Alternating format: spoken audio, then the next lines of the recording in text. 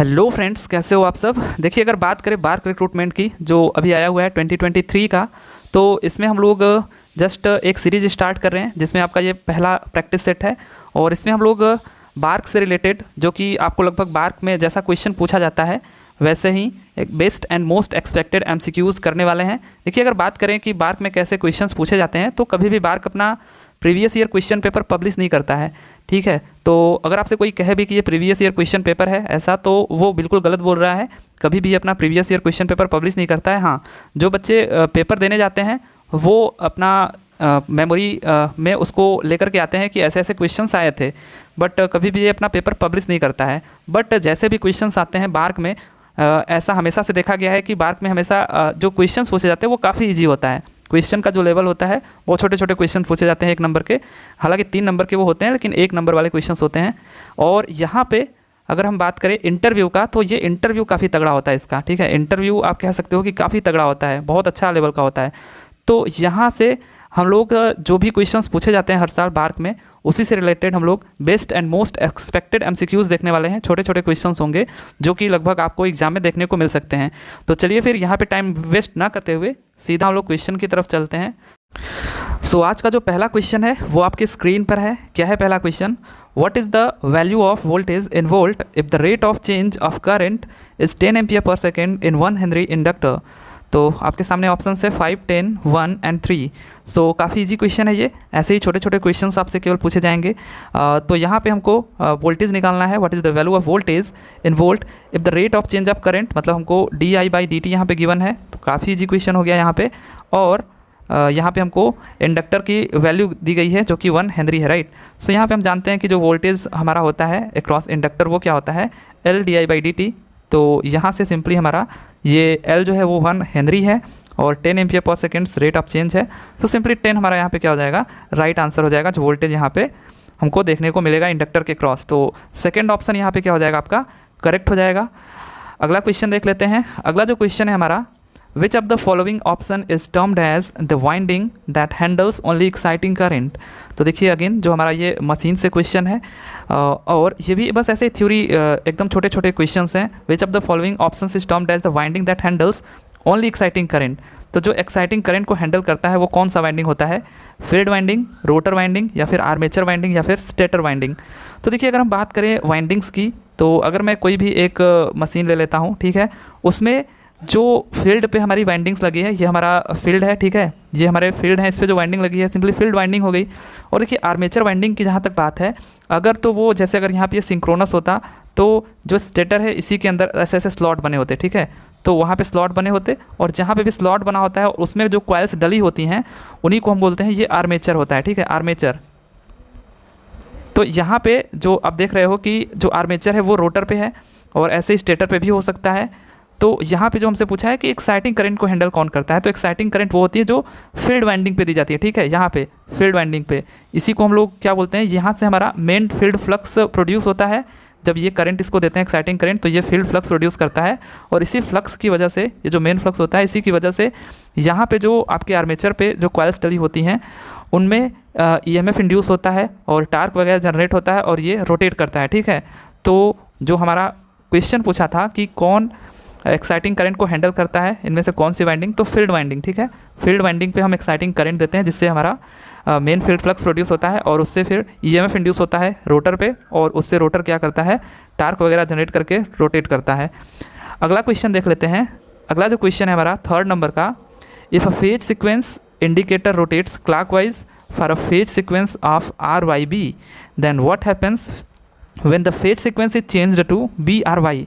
तो देख लेते हैं फट से। यहाँ पे हम RYB, अगर हमारा फेज सिक्वेंस है RY और B, ठीक है, और ये क्या बोल रहा है, the phase sequence indicates rotate clockwise for a phase. तो क्लॉकवाइज अगर RYB ऐसे रोटेट कर रहा है। अब हम क्या कर रहे हैं, then what happens when the phase sequence is changed to BRY। अब हम क्या करने वाले हैं, BRY। तो ये तो आप देख सकते हो कि जो फेज सिक्वेंस है वो सेम का सेम रह गया, अभी जैसे RYB ऐसे था, BRY भी ऐसे ही है। तो जो रोटेशन है रोटर का क्या वो चेंज होगा, तो जब वही फेज सीक्वेंस है तो कैसे चेंज होगा। तो यहाँ पे जो आपके सामने ऑप्शंस हैं, it will not rotate, it will rotate anti clockwise, या फिर इट विल रोटेट क्लॉकवाइज, या फिर it will rotate clockwise only. तो पहले भी क्लॉकवाइज में कर रहा था, अब भी क्लॉकवाइज में ही करेगा। सो फोर्थ ऑप्शन यहाँ पे क्या हो जाएगा आपका, करेक्ट हो जाएगा। हाँ, अगर ये चेंज होता, जैसे अगर BYR होता तो ये जरूर एंटी क्लॉकवाइज में क्या करता, रोटेट करता, ठीक है, एंटी क्लॉकवाइज में रोटेट करता। मतलब आपको अगर उल्टा रोटेट कराना है तो आप सिंपली इसका फेज सीक्वेंस क्या कर दो, चेंज कर दो, ठीक है। तो फोर्थ ऑप्शन यहाँ पे करेक्ट हो जाएगा। बढ़ जाते हैं अगले क्वेश्चन पे। अगला जो क्वेश्चन है हमारा 4th नंबर का, match the following losses with their types. तो यहाँ पे आपके सामने टाइप्स है, उसके बाद लॉसेस है, आपको बताना है कौन किससे मैच कर रहा है। तो देखिए कॉपर लॉस है। अब कॉपर लॉस किस में हो सकता है, कॉपर लॉस कॉपर के मतलब किसी न किसी वायर में होगा, ठीक है, वायर में होगा, जो I2R लॉस होता है। तो यहाँ पे आप देख सकते हो कि वाइंडिंग आपको, मतलब वायर कहाँ पे देखने को मिलेगा, वाइंडिंग में, तो फील्ड वाइंडिंग में आपको देखने को मिलेगा। तो यहाँ पे आपका क्या होगा, कॉपर लॉस होगा। और आयरन लॉस की यदि हम बात करें तो आयरन लॉस का मतलब कि कोर लॉस से है, ठीक है, चाहे वो मशीन का कोर हो, ठीक है, या फिर आपका ट्रांसफार्मर का कोर हो, ट्रांसफार्मर का भी कोर हो सकता है। तो यहाँ पे जो आयरन लॉस है, आयरन लॉस जो टाइप है वो किस टाइप का लॉस है, तो ये एडी करंट टाइप का लॉस है, क्योंकि आपको कोर में एडी करंट लॉस देखने को मिलता है। और बचा आपका मैकेनिकल लॉस। तो मैकेनिकल लॉस आपको कहाँ पे देखने को, मतलब ये कौन सा टाइप होता है, ये फ्रिक्शन लॉस, ठीक है, फ्रिक्शन लॉस इसके टाइप में आता है, या फिर विंडेज लॉस जो होता है।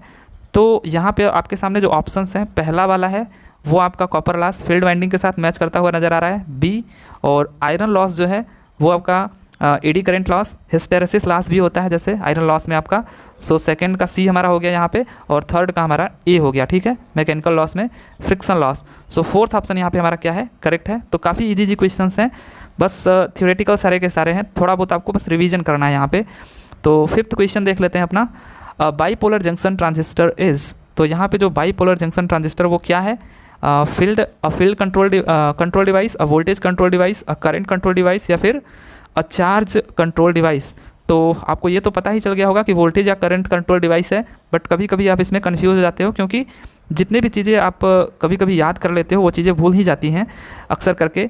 बट ये क्वेश्चन काफ़ी अच्छा है, फेमस है, और मतलब ऐसे ही पूछ लेता है कई सारे एग्जाम में। तो बाईपोलर जंक्शन जो ट्रांजिस्टर है वो क्या है, तो ये हमारा देखिए करंट कंट्रोल डिवाइस है, ठीक है। यहाँ पे जो बेस करंट होता है आपका ना, बेस करंट वो कंट्रोल करता है जो आपका कलेक्टर करंट होता है, ठीक है, कलेक्टर करंट को कंट्रोल करता है। तो यहाँ से हम कह सकते हैं कि ये करंट कंट्रोल डिवाइस है। और यदि अगर हम लोग बात करें कि जो बाईपोलर क्यों बोला जाता है, because conduction is due to opposite type of carriers, मतलब होल्स एंड इलेक्ट्रॉन्स दोनों की वजह से यहाँ पे कंडक्शन होता है, इस वजह से इसको बाईपोलर बोलते हैं। J for junction refers to PN junction, ठीक है, रिफर्स टू PN जंक्शन जो इसमें बनता है। और यहाँ पे BJT are current driven device, it is a current control device, the current through the 2 terminal is controlled by a current at the 3rd terminal base, ठीक है। यहाँ पे जो बेस होता है इससे क्या होता है, करंट को हम लोग कंट्रोल करते हैं, जो यहाँ पे आपका इमीटर से कलेक्टर की तरफ करंट फ्लो हो रही होती है। और यहाँ पे it is a bipolar device, current conduction by both type of carriers, majority and minority, that is electrons and holes. It has low input impedance, ठीक है, जो इनपुट इम्पिडेंस इसका होता है लो होता है। काफ़ी बार ये भी क्वेश्चन आपसे पूछा गया है। तो देखिए इसमें अगर आपको मैं बताऊं तो आप इसको कंपेरिजन कर सकते हो फेट से, ठीक है, फेट फील्ड इफेक्ट ट्रांजिस्टर से, ठीक इसका अपोजिट होता है। यहाँ पे देखिए जैसे फेट है और BJT है, तो BJT अगर बाईपोलर है, ठीक है, बाईपोलर डिवाइसेस है, मतलब use both electron and holes, तो ये आपका क्या है, यूनिपोलर डिवाइस है, use only one type of charge carriers, ठीक है, या तो होल या तो इलेक्ट्रॉन्स। तो यहाँ पे हमारा क्या है, फेट यूनिपोलर और BJT बाईपोलर डिवाइस है। और ये करंट कंट्रोल डिवाइस है BJT, जबकि फेट हमारा क्या है, वोल्टेज कंट्रोल डिवाइस है। और वोल्टेज, जैसे कि यहाँ पे वोल्टेज कंट्रोल्ड है, तो कैसे कंट्रोल करता है, जो voltage between gate and source होता है वो कंट्रोल करता है करंट थ्रू द डिवाइस, जो डिवाइस में करंट फ्लो हो रही होती है उसको कंट्रोल कौन करता है, यहाँ पे voltage between gate and source, gate और सोर्स के बीच का जो वोल्टेज होता है वो इसमें जो डिवाइस में करंट फ्लो हो रही होती है उसको कंट्रोल करता है। तो ये वोल्टेज कंट्रोल डिवाइस है और ये आपका करंट कंट्रोल डिवाइस है। और अगर हम बात करें BJT की, तो लो इनपुट इम्पिडेंस होता है इसका, और फेट का जो इनपुट इम्पिडेंस होता है वो हाई होता है, ठीक है। और तो और जो स्विचिंग होती है BJT की वो फास्टर होती है इन कंपेरिजन टू फेट, इसकी स्लोअर स्विचिंग होती है। तो आप इसको कंपैरिजन कर सकते हो, ठीक अपोजिट होता है, और आपको ये याद रखना है क्योंकि डायरेक्टली आपसे एग्जाम में पूछा जाता है। अगला क्वेश्चन देख लेते हैं जो 6th नंबर का है, the unit of luminous flux is. तो ल्यूमिनस फ्लक्स जो फाई होता है उसका क्या यूनिट होता है, फाई से डिनोट करते हैं। तो जो उसका यूनिट होता है ल्यूमेन होता है। सो सेकेंड ऑप्शन यहाँ पे क्या है आपका करेक्ट है। बात करें यदि हम लोग कैंडिला की, तो कैंडिला किसकी यूनिट होती है, तो ये ल्यूमिनस इंटेंसिटी की यूनिट होती है, ठीक है, ल्यूमिनस इंटेंसिटी, ये ल्यूमिनस इंटेंसिटी की यूनिट होती है, आई से डिनोट करते हैं इसको। और ये आपका जो होता है ल्यूमिनस इंटेंसिटी, ये फ्लक्स अपॉन यहाँ पे सॉलिड एंगल, ठीक है, ये इसका फार्मूला हो जाएगा। और यहाँ पे वेबर आपको पता है मैग्नेटिक फ्लक्स का यूनिट है, और लक्स जो होता है ये हमारा इल्यूमिनेशन का यूनिट होता है, ठीक है, ई से डिनोट करते हैं। और ये हमारा होता है फ्लक्स पर यूनिट एरिया, ये हमारा होता है इल्यूमिनेशन, और ये इल्यूमिनेशन की यूनिट होती है।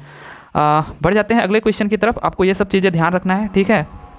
तो अगला जो क्वेश्चन है हमारा यहाँ पे 7th नंबर का, electric flux is a dash field and its density is a dash field. तो इलेक्ट्रिक फ्लक्स कैसा क्वांटिटी है, वेक्टर या फिर स्केलर, या और जो इसकी डेंसिटी होती है वो कैसी क्वांटिटी है। तो देखिए जो इलेक्ट्रिक फ्लक्स होती है हमारी, इलेक्ट्रिक फ्लक्स की यदि हम बात करें फाई इज इक्वल्स टू, तो वो हमारा डॉट प्रोडक्ट होता है E dot A electric field और इसका जो एरिया होता है, ठीक है। तो ये डॉट प्रोडक्ट है, इसका मतलब ये क्या है हमारा स्केलर क्वांटिटी है।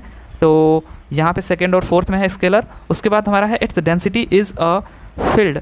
तो जो इसका डेंसिटी होता है वो सिंपली क्या होता है हमारा परमिटिविटी इनटू जो इलेक्ट्रिक फील्ड होता है, ठीक है।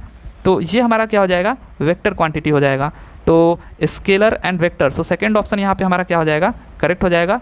जो इलेक्ट्रिक फ्लक्स होता है वो आपका स्केलर क्वांटिटी होता है और its density is vector quantity, ठीक है। तो सेकंड ऑप्शन यहाँ पे क्या हो जाएगा करेक्ट हो जाएगा। आपको ये चीज़ें याद रखनी है। बढ़ जाते हैं अगले क्वेश्चन की तरफ। तो अगला जो क्वेश्चन है हमारा 8th नंबर का, in a transistor the base current is about dash of the emitter current. तो ये भी आप देखोगे कि इधर बीच काफ़ी फेमस क्वेश्चन है, 1-2 बार शायद पूछा है कहीं पे। तो जो ट्रांजिस्टर में बेस करंट होता है वो इमीटर करंट का कितना होता है। देखिए अगर हम बात करें ट्रांजिस्टर में, तो जो इमीटर करंट होता है और बेस करंट, ठीक है, बेस करंट, तो देखिए यहाँ पे जो कलेक्टर करंट होता है IC और ये जो IE होता है, आपने देखा होगा कि ये लगभग सेम होता है, ठीक है, लगभग सेम होता है, काफ़ी कम डिफरेंस होता है IC और IE में। लेकिन जो बेस करंट होता है वो इनका लगभग केवल 5% ही होता है, ठीक है, केवल 5% होता है। तो यहाँ पे जो 5% है वो आपका यहाँ पे क्या है करेक्ट आंसर है बीटा, मतलब IC इक्वल्स टू क्या होता है बीटा IB, ठीक है, बीटा IB। तो यहाँ पे जो IB होता है वो 5% ऑफ दिस IC या फिर IE आप कह सकते हो, ठीक है, क्योंकि ये लगभग आप देखोगे तो बराबर ही होता है। अगला क्वेश्चन देख लेते हैं। अगला जो क्वेश्चन है हमारा 9th नंबर का, in which of the following power plants is the source of power unlimited, कह रहा है in which of the power plant is the source of power unlimited. तो किस पावर प्लांट में हमको जो पावर है वो अनलिमिटेड हमको मिलती है। तो आपके सामने जो ऑप्शन है steam power plant, solar power plant, diesel power plant, nuclear power plant. तो यहाँ पे जो स्टीम पावर प्लांट है और डीजल पावर प्लांट और न्यूक्लियर पावर प्लांट, ये तीनों के तीनों ही हमारे क्या हैं नॉन रिन्यूएबल हैं, ठीक है, नॉन रिन्यूएबल जिसको आप रिन्यू नहीं कर सकते हो। तो यहाँ पे आप कह सकते हो कि नॉन रिन्यूएबल, और यहाँ पे ये इनको हम लोग कन्वेंशनल भी बोलते हैं, ठीक है, कन्वेंशनल भी बोलते हैं। तो जितने कन्वेंशनल और नॉन रिन्यूएबल होते हैं उनको वो कभी ना कभी ख़त्म होंगे या फिर उनके जगह पे कोई और फ्यूल आएगा, ठीक है, उससे आप बिजली को जनरेट करोगे। बट जो सोलर पावर प्लांट होता है, विंड पावर प्लांट होता है, ये सब क्या है हमारे रिन्यूएबल हैं, जिनको हम नॉन कन्वेंशनल बोलते हैं। सोलर पावर प्लांट मतलब ये कभी आपका ख़त्म नहीं होगा, आप इसको बार बार रिन्यू कर सकते हो, इसलिए इसको बोल सकते हैं कि यहाँ पे जो सोर्स ऑफ पावर है वो अनलिमिटेड है, ठीक है। तो सेकेंड ऑप्शन यहाँ पे आपका क्या हो जाएगा करेक्ट हो जाएगा। अगला क्वेश्चन देख लेते हैं। अगला जो क्वेश्चन है हमारा, what is the use of commutator in DC generator. तो कम्यूटेटर का क्या यूज़ है, तो बचपन में से ही हम लोग पढ़ना शुरू कर देते हैं, जब हम लोग मशीन पढ़ते हैं तो काफ़ी इजी क्वेश्चन है आपका। तो पहला जो यहाँ पे आपको दिख रहा है, to connect external circuit to the armature, या to convert DC into AC, या फिर to convert AC into DC, या फिर टू रिड्यूस आयरन लॉसेस। तो फोर्थ ऑप्शन तो बिल्कुल भी नहीं है। अब यहाँ पे to connect external circuit to armature, to the armature, तो जो आर्मेचर यहाँ पे आपका इसके पीछे होता है, ठीक है, तो उससे कनेक्ट करने के लिए यहाँ पे हम लोग क्या करते हैं कम्यूटेटर लगाते हैं, उसके ऊपर सिंपली एक ब्रश लगा देते हैं और इससे वायर जो हमारा होता है लगा होता है, कनेक्टेड होता है। इस ब्रश के हेल्प से ये फ़ायदा मिल जाता है कि ये आपका रोटेट करता रहता है, तो वायर आपका रोटेट नहीं करता है, ठीक है, नहीं तो वायर आपस में ही क्या हो जाएगा मिल जाएगा। तो कम्यूटेटर का यूज़ हम लोग करते हैं to connect external circuit to the armature, armature से कनेक्ट करने के लिए। और दूसरा, अगर यहाँ पे हम बात करिए DC जनरेटर है, ठीक है, DC जनरेटर है, तो जो करंट होगा वो क्या होगा, बाहर की तरफ आएगा, ठीक है, बाहर की तरफ आएगा तो अंदर यहाँ पे जो करंट होती है वो आपकी अल्टरनेटिंग बन रही होती है, ठीक है। एक बार इस पे प्लस एक माइनस, तो एक बार इस पे माइनस, एक बार इस पे प्लस, तो अल्टरनेटिंग बन रही होती है। तो बाहर तो आपको डीसी लेना है, डीसी लेने के लिए हम लोग कम्यूटेटर इस तरीके से लगाते हैं, इसका सेगमेंट करते हैं। यहाँ पे 2 ही दिख रहा है, लगभग आपको मतलब और भी ज़्यादा दिख सकता है, 4 भी दिख सकता है। तो यहाँ पे इसी वजह से हम इसको करते हैं ताकि हम क्या करें, यहाँ पे केवल पॉजिटिव और यहाँ पे केवल नेगेटिव ले सके, इस तरीके को इसको यहाँ पे कनेक्ट किया जाता है, राइट। तो यहाँ पे हम लोग सिंपली एसी से क्या कर रहे हैं, बाहर डीसी ले रहे हैं। तो आप गलत मत मारिएगा यहाँ पे। तो थर्ड जो ऑप्शन यहाँ पे to convert AC into DC, वो आपका यहाँ पे करेक्ट है। मतलब हम लोग एसी से डीसी में कन्वर्ट करने के लिए कम्यूटेटर का यूज़ करते हैं। तो एक तो पहला सही है और तीसरा सही है। सो यहाँ पे ओनली 1 और 3 यहाँ पे आपका क्या हो जाएगा, करेक्ट हो जाएगा। तो थर्ड ऑप्शन यहाँ पे आपका क्या है, करेक्ट है। बढ़ जाते हैं अपने अगले क्वेश्चन की तरफ। अगला जो क्वेश्चन है हमारा 11th नंबर का, विच of the following relation is true for pitch factor Kp, distribution factor Kd and winding factor Kw of a 3 phase synchronous machine. तो देखिए अगेन जो मशीन का क्वेश्चन है काफ़ी ईजी है, थ्योरेटिकल। तो आपके सामने जो ऑप्शन है KW is equals to KP KD, या फिर KW is equals to KD by KP, या फिर KW KP into KD is equals to 1, या फिर KW is equals to KP by KD। तो आपको ये पता होगा कि जो वाइंडिंग फैक्टर होता है वो आपका simply KW is equals to क्या होता है, KP इंटू KD। अगर हम इसमें बात करें तो KP हमारा क्या है, यहाँ पे पिच फैक्टर है, और ये जो हमारा होता है सिंपली क्या होता है, कॉस एप्सिलॉन बाई 2, ठीक है, कॉस एप्सिलॉन बाई 2। यहाँ पे अगर हम लोग n लगा देते हैं तो फॉर ये nth हार्मोनिक्स के लिए हो जाता है, ठीक है, जितने हार्मोनिक्स के लिए आपको चाहिए। तो ये आपका होता है KP is equals to cos epsilon by 2, जहाँ पे जो एप्सिलॉन है वो हमारा क्या है, ये हमारा कॉर्डिंग एंगल है, ठीक है। तो ये हमारा जो होता है वो कॉर्डिंग एंगल होता है, और ये जो कॉर्डिंग एंगल होता है एप्सिलॉन, ये क्या होता है हमारा, ये हमारा होता है 180 डिग्री माइनस कॉइल स्पैन, ठीक है, कॉइल स्पैन। तो आप इसको ऐसे निकाल सकते हो। और वहाँ पे जहाँ पे हमारा जो कॉइल स्पैन होता है वो क्या होता है, अगर अब हम बात करें कॉइल स्पैन की, तो जो हमारा कॉइल स्पैन होता है वो भी सिंपली हमारा होता है number of slots upon number of poles. तो ये सारी जानकारी रही आपकी पिच फैक्टर की, ठीक है, पिच फैक्टर। वहीं पे यदि अगर हम बात करें KD की, तो KD हमारा क्या होता है, ये हमारा डिस्ट्रीब्यूशन फैक्टर होता है, ठीक है। KD ये हमारा क्या हो गया, डिस्ट्रीब्यूशन फैक्टर, और KD इज इक्वल्स टू क्या होता है, साइन Q गामा बाई 2। ये सारी चीज़ें बस रिवाइज करने की ज़रूरत है, Q sine of gamma by 2। तो यहाँ पे जहाँ पे जो Q होता है वो क्या होता है हमारा, ये हमारा स्लॉट्स पर पोल पर फेज होता है, ठीक है, स्लॉट्स पोल इनटू यहाँ पे फेज, ये हमारा होता है Q की वैल्यू। और जहाँ पे गामा क्या है हमारा, यहाँ पे जो गामा है वो आपका क्या है, ये एंगुलर स्लॉट पिच है, और इसको हम लोग लिख सकते हैं, यहाँ पे लिख लेते हैं गामा इज इक्वल्स टू, ये एंगुलर स्लॉट पिच है, ये 180 degree divided by slots per पोल है, ठीक है, स्लॉट्स पर पोल, ये सब इलेक्ट्रिकल डिग्रीज हैं, ठीक है। तो गामा इज इक्वल्स टू क्या होता है, 180 डिग्री अपॉन स्लॉट्स पर पोल। ये रहा हमारा डिस्ट्रीब्यूशन फैक्टर के बारे में जानकारी। तो यहाँ से आपका जो फर्स्ट ऑप्शन है KW is equals to KP into KD, ये आपका क्या है, करेक्ट आंसर है। अगला क्वेश्चन जो हमारा होता है 12th नंबर का, वो देख लेते हैं। Which of the following is a constant speed machine. तो कांस्टेंट स्पीड मशीन आपको पता होगा कि हम लोग किस एप्लीकेशन में कांस्टेंट स्पीड मशीन का यूज करते हैं। तो सिंक्रोनस मोटर का यूज़ हम करते हैं कांस्टेंट स्पीड एप्लीकेशंस के लिए, ठीक है, सिंपली जो सिंक्रोनस स्पीड पे रन करता है। और तो और सिंक्रोनस स्पीड का जो हम लोग यूज़ करते हैं, अगर इसको हम लोग ओवर एक्साइट कर दें, ठीक है, ओवर एक्साइट कर दें, और अंडर नो लोड कंडीशन, ठीक है, इसको हम लोग नो लोड कंडीशन पे छोड़ दें और इसको ओवर एक्साइटेड कर दें, तो ये किसी भी जैसे ट्रांसमिशन लाइन हो गया या फिर किसी भी सिस्टम को आपको पावर इंप्रूव करना है, पावर फैक्टर इंप्रूव करना है, तो आप इसको ओवर एक्साइटेड करके, मतलब नो लोड कंडीशन पर इसको आप अगर ओवर एक्साइटेड कर देते हो तो ये पावर फैक्टर इंप्रूवमेंट के काम में भी आता है, ठीक है। तो कांस्टेंट स्पीड मशीन आपकी क्या है, सिंक्रोनस मोटर है, और तो और ये पावर फैक्टर इंप्रूवमेंट के लिए भी यूज किया जाता है। कब, नो लोड कंडीशन पर, जब इसको हम ओवर एक्साइटेड कर देते हैं, राइट। तो ये कुछ छोटी मोटी जानकारी है, आपको याद रखना है बस सिंपली। अगला क्वेश्चन देख लेते हैं। अगला जो क्वेश्चन है, मल्टीमीटर कैन नॉट मेजर। तो मल्टीमीटर इनमें से कौन सा मेजर नहीं करता है। तो देखिए कितने छोटे छोटे और इजी क्वेश्चंस हैं, बस आपको रिवाइज करने की ज़रूरत है। तो मल्टीमीटर यहाँ पे आपका रेजिस्टेंस मेजर कर सकता है, करंट भी मेजर कर सकता है, वोल्टेज भी मेजर कर सकता है, लेकिन इंडक्टेंस मेजर नहीं करता है, ठीक है। सो थर्ड ऑप्शन यहाँ पे आपका क्या हो जाएगा, करेक्ट हो जाएगा। जो मल्टीमीटर होता है वो आपका इंडक्टेंस मेजर नहीं करता है, बाकी आपका वोल्टेज हो गया, करंट हो गया, रेजिस्टेंस ये मेजर कर सकता है। और तो और जो मल्टीमीटर होता है ये और जैसे मान लीजिए आपका फ्रीक्वेंसी हो गया वो मेजर नहीं कर सकता, चार्ज हो गया वो मेजर नहीं कर सकता, तो ये सब चीज़ें मल्टीमीटर मेजर नहीं कर सकता, बाकी केवल ये वोल्टेज, करंट और रेजिस्टेंस को मेजर कर सकता है। अगला क्वेश्चन देख लेते हैं। अगला जो क्वेश्चन है हमारा 14 नंबर का, the below shown source is a. तो यहाँ पे जो हमको सोर्स दिख रहा है वो कैसा है, तो ये भी काफ़ी इजी क्वेश्चन है आपका। या अगर हम बात करें, कोई आपके सामने ऐसे डब्बा दे देता है, ठीक है, और उसमें प्लस और माइनस कर देता है, और एक डब्बा दे दे, उसमें अगर आप एक एरो बना दे, ठीक है, तो ये बचपन में पढ़ा हुआ चीज़ है। तो ये आपको दिख रहा है ये कौन सा सोर्स है, वोल्टेज सोर्स है, ठीक है, वोल्टेज सोर्स, और ये आपका क्या है, करंट सोर्स है।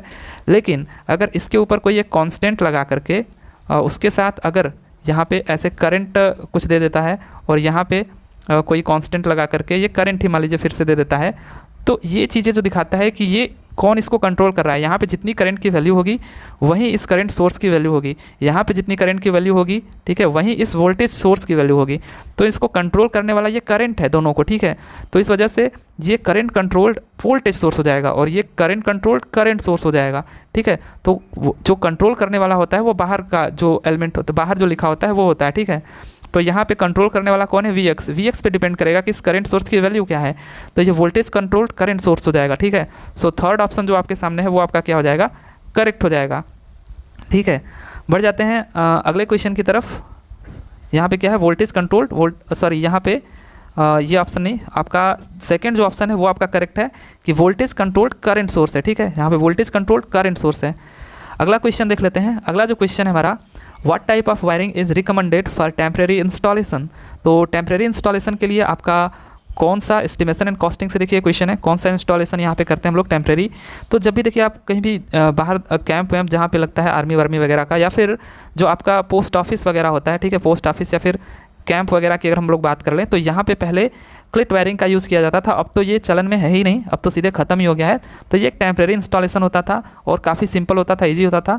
जब मर्जी किया इसको लगा लिया और जब मर्जी किया इसको रिमूव कर दिया, बहुत ज़्यादा इसका लाइफ नहीं होता था, ठीक है। और लेकिन अब जो देखोगे आप, तो पीवीसी कंड्यूट वायरिंग जो आप अभी आपके अगर घर वर बनता होगा तो आप देखते होगे छतों पे पहले ही आपको अंदर ही पाइप के थ्रू वायरिंग कर दी जाती है, तो उसको हम लोग कंड्यूट वायरिंग बोलते हैं। तो आपका यहाँ पे जो करेक्ट आंसर है, टेम्प्रेरी इंस्टॉलेशन के लिए आप क्लिट वायरिंग का यूज़ करते हैं, राइट। सो फर्स्ट ऑप्शन यहाँ पे क्या है, आपका करेक्ट है। अगला क्वेश्चन देख लेते हैं। अगला जो क्वेश्चन है हमारा 16 नंबर का, what will be the reading of megger if the measuring terminals are open circuited. तो मेगर का नाम आपने काफ़ी बार सुना होगा और हमेशा ही पूछता है ये क्वेश्चन। तो ये इंसुलेशन रेजिस्टेंस को मेजर करने के लिए यूज़ किया जाता है, ठीक है, इंसुलेशन रेजिस्टेंस को मेजर करने के लिए यूज़ किया जाता है। बट अब इंसुलेशन है तो किसी भी चीज़ का जो इंसुलेशन है, इंसुलेशन मटेरियल जो होते हैं वो क्या होते हैं, नॉन कंडक्टिंग होते हैं। तो ऑब्वियसली जो उनका रेजिस्टेंस होता है वो काफ़ी ज़्यादा होता है, तो हाई रेजिस्टेंस को मेजर करने के लिए मेगर का यूज़ करते हैं। बट यहाँ पे बोल रहा है कि if measuring terminals are open circuited, अगर ओपन सर्किटेड हैं मेजरिंग टर्मिनल्स तो क्या होगा, तो बीच में एयर होगा, और एयर का रेजिस्टेंस आपको पता है कि बहुत ज़्यादा होता है, लगभग इनफाइनाइट होता है, मतलब इनफाइनाइट कह सकते हो। तो यहाँ पे जो थर्ड ऑप्शन है वो क्या हो जाएगा, आपका करेक्ट हो जाएगा, अगर ये ओपन सर्किटेड टर्मिनल्स को चेक कर रहा है तो। सो इनफाइनाइट हो जाएगा यहाँ पे मेगर से अगर आप रीडिंग ले रहे हो तो। सो 16 का थर्ड ऑप्शन क्या हो जाएगा, करेक्ट हो जाएगा।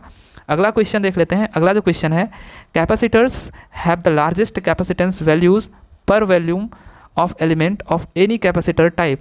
तो यहाँ पे आपसे पूछ रहा है कि which capacitor have the largest capacitance values per volume of element of any capacitor type. ये भी क्वेश्चन अभी जस्ट पिछले ही किसी एग्जाम में पूछा गया था, तो काफ़ी फेमस क्वेश्चन है ये भी।